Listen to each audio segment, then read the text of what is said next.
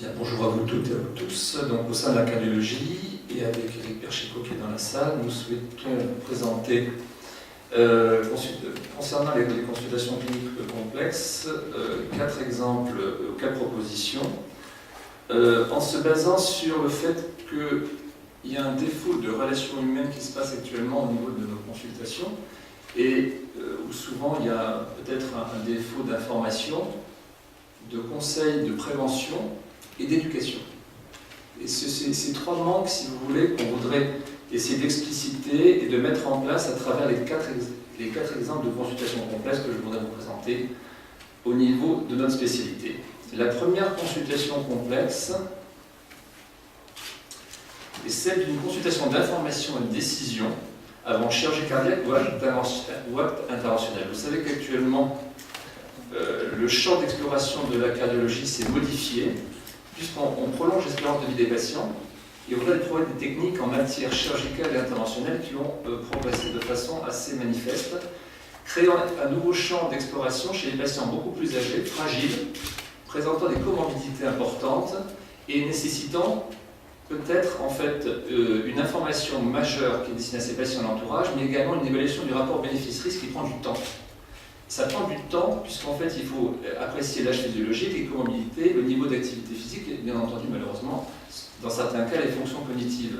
Et cette consultation complexe, décisionnelle et d'information avant chirurgie cardiaque ou acte interventionnel nous apparaît comme étant une consultation complexe qui pourrait être rentrée dans le champ de ce que nous a proposé Claude précédemment.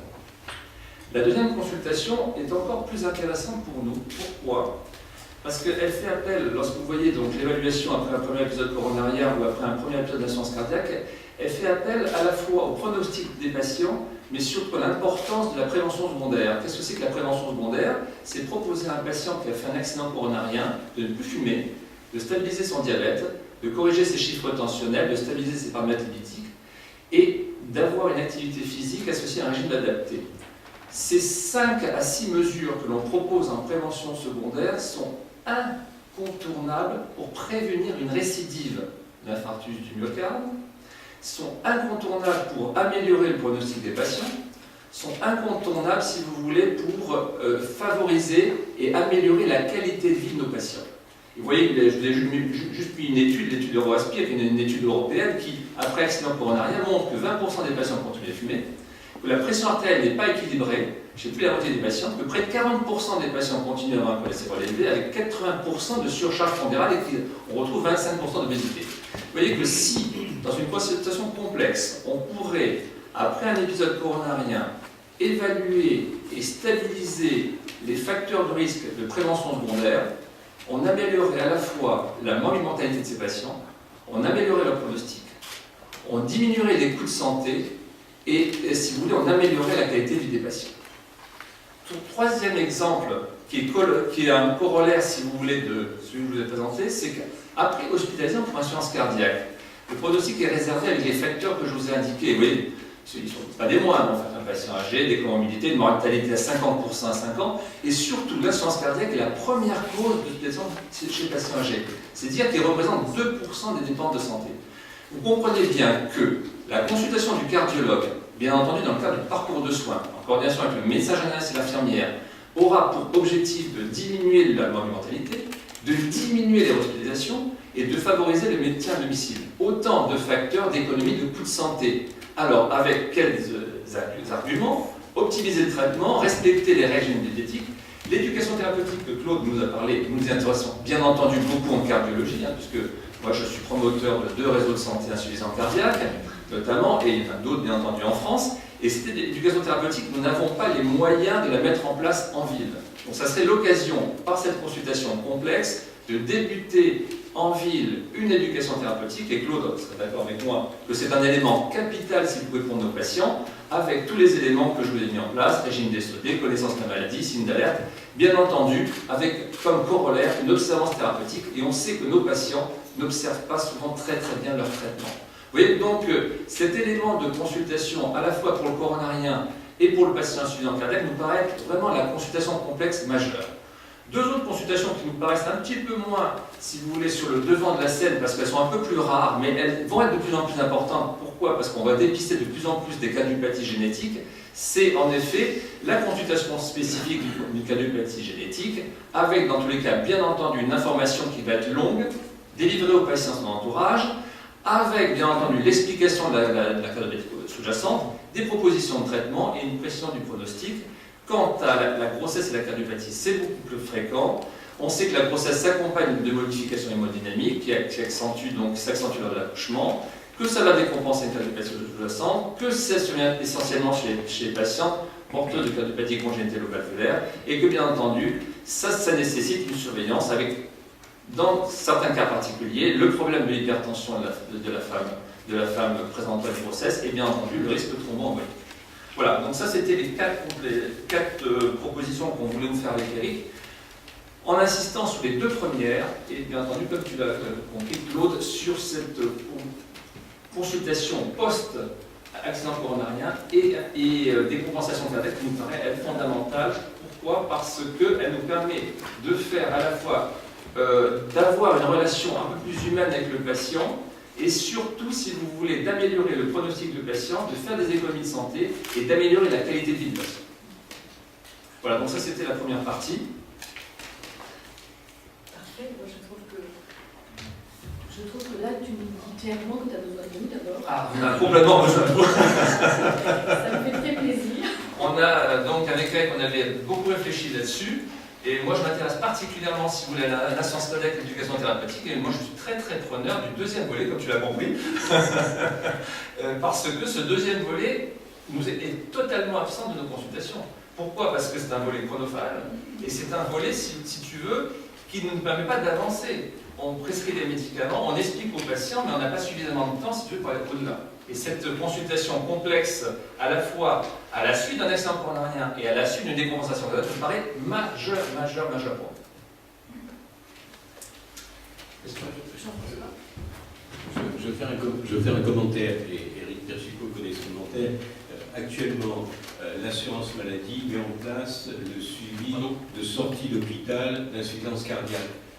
On a imposé les médecins libéraux, on a imposé les cardiologues, moi qui l'ai fait marquer dans l'amendement numéro 8, mais on a assisté il y a 15 jours à une présentation qui est une présentation totalement technocratique, faite par Hubert Allemand, gastroentérologue comme moi, mais médecin de santé publique, loin de la réalité. Hein. C'est-à-dire que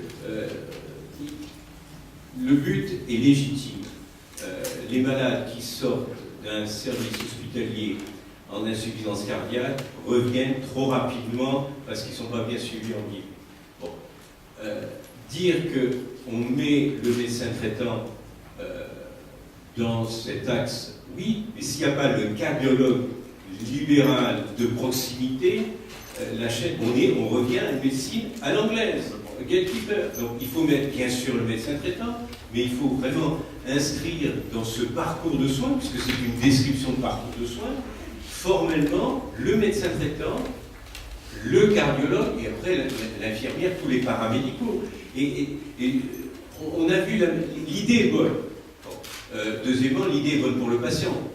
L'assurance maladie, moi je l'ai repris, a montré que chez les patients en insuffisance cardiaque, en ALD, l'HAS conseille une consultation de cardiologie par an. 40% des patients n'ont pas cette consultation. Donc ça veut dire qu'il y a un manque.